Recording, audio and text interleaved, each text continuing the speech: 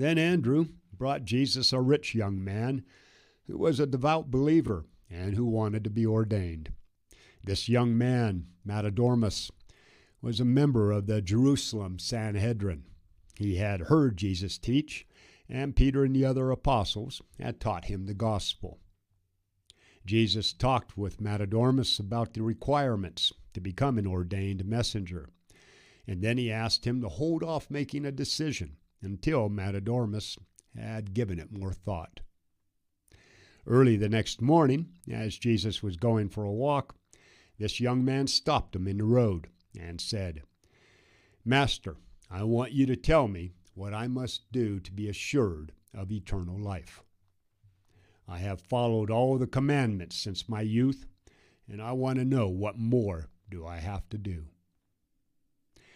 Jesus replied, "If you keep all the commandments, if you do not commit adultery, do not kill, do not steal, do not lie, do not cheat, and you do honor your parents, you do well.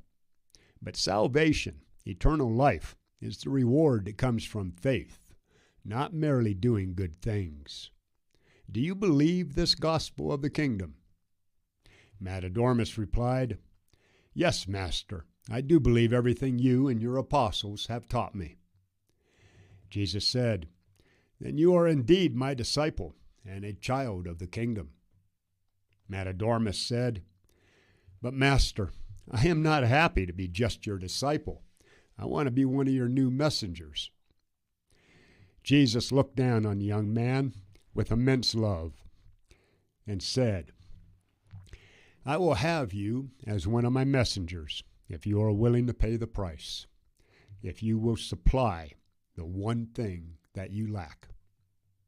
Matadormus replied, "Master, I will do anything if I will be allowed to follow you." Jesus, bending down and kissing the kneeling Matadormus on the forehead, said, "If you want to be my messenger, go and sell all that you have. And when you have given the proceeds to the poor or to your friends, come and follow me, and you will have treasure in the kingdom of heaven." Matadormus's face fell. He stood up and went away sad because he had many possessions. This rich young Pharisee had been raised to believe that wealth was the sign of God's favor. Jesus knew that Matadormus was not free from the love of himself and his riches. He wanted to deliver him from the love of wealth, not necessarily from wealth. While Jesus' disciples did not give up everything they possessed, the apostles and the 70 did. Matadormus wanted to be one of these new 70 messengers, and that was why Jesus required him to give up all that he had.